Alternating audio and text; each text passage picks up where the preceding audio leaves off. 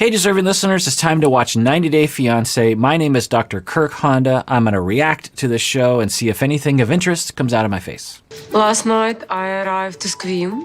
What I've noticed about living in the country, it's that it's constantly cold. Slap it in there. This house is like a trailer. The walls are really thin. It's a huge change for me.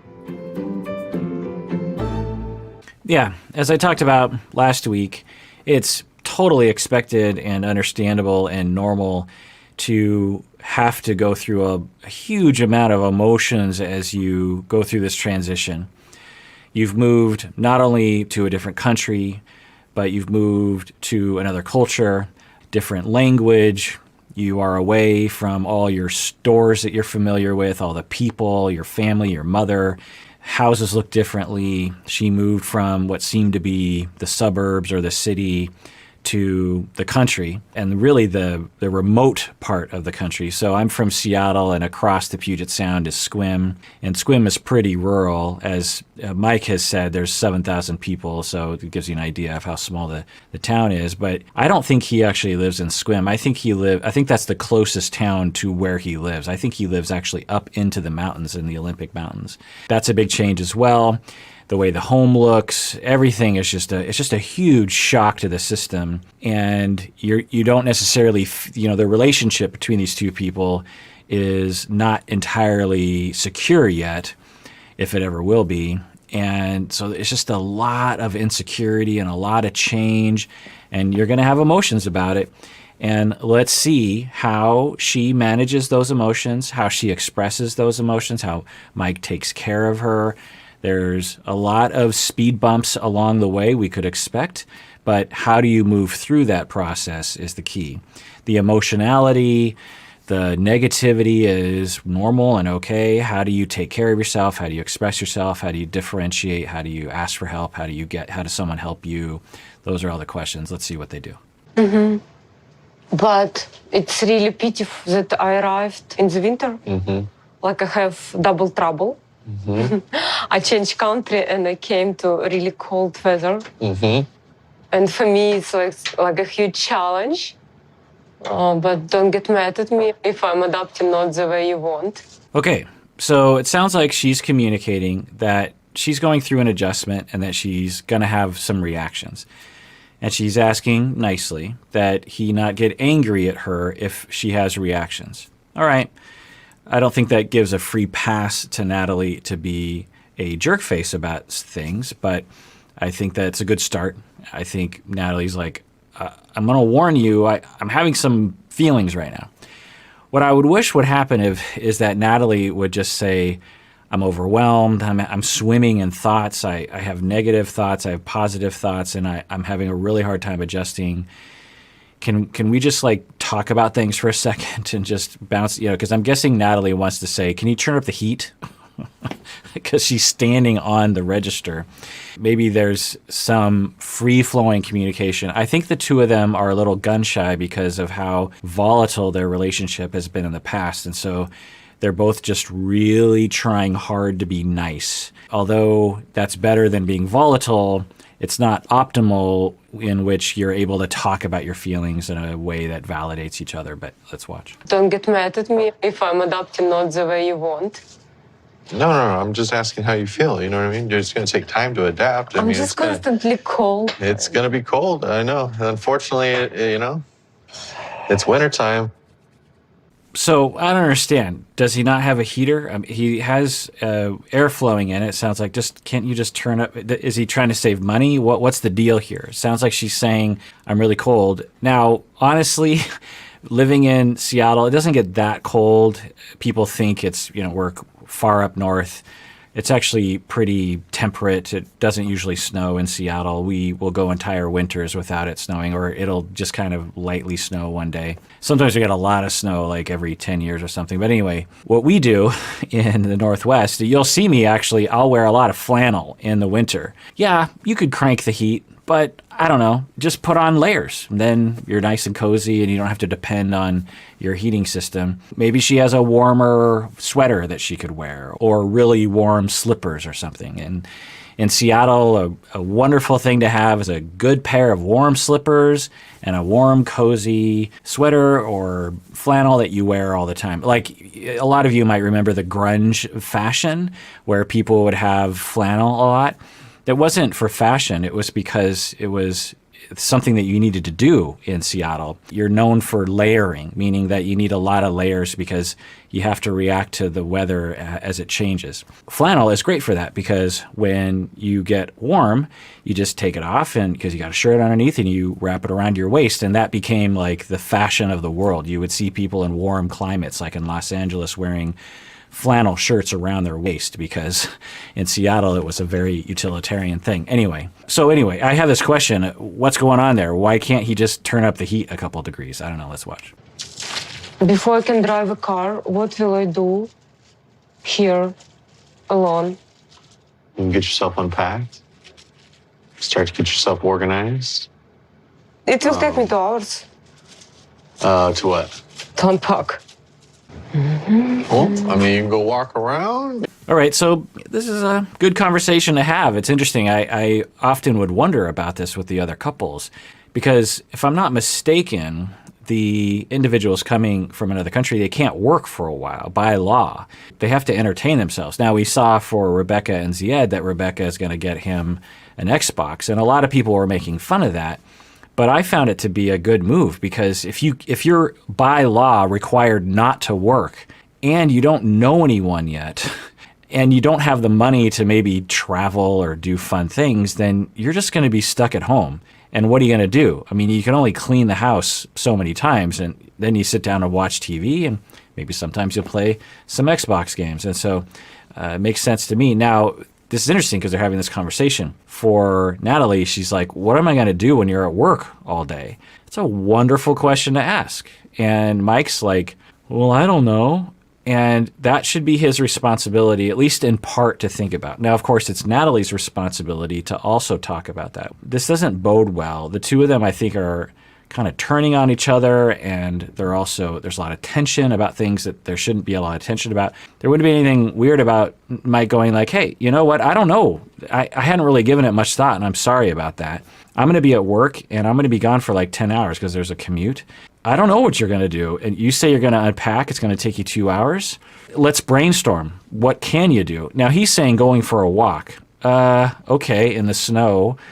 Even in the best case scenario, that's maybe a half an hour or something by herself in the snow, in the wilderness. Probably not a good idea. Hopefully they can work together. They're both on the same team, and it'd be better if they were acting like they are on the same team instead of blaming each other. I wonder what's going on here emotionally that's not being said.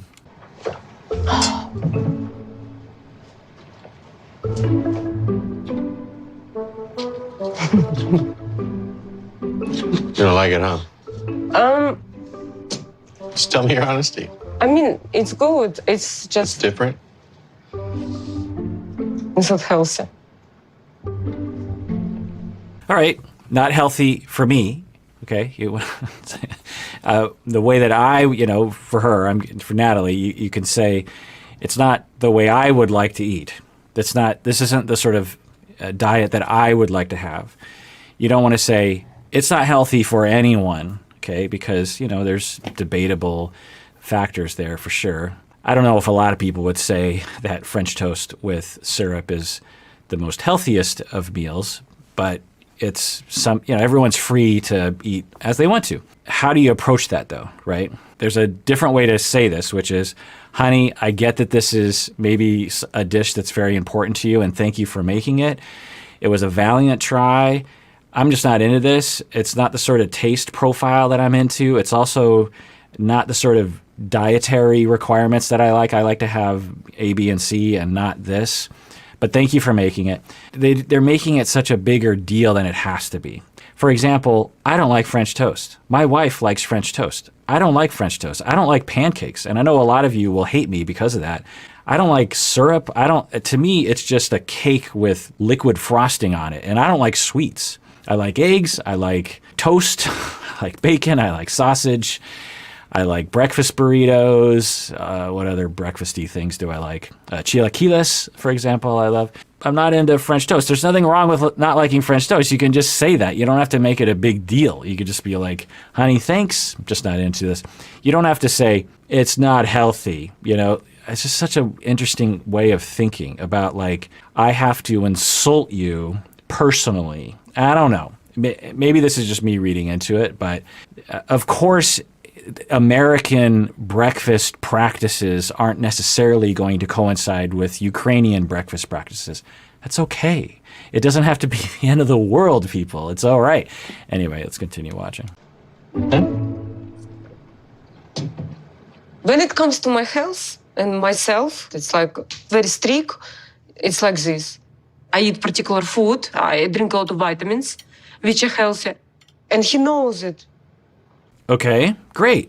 That's your preference. I don't know if he's ever been in the position of trying to dictate your diet for you.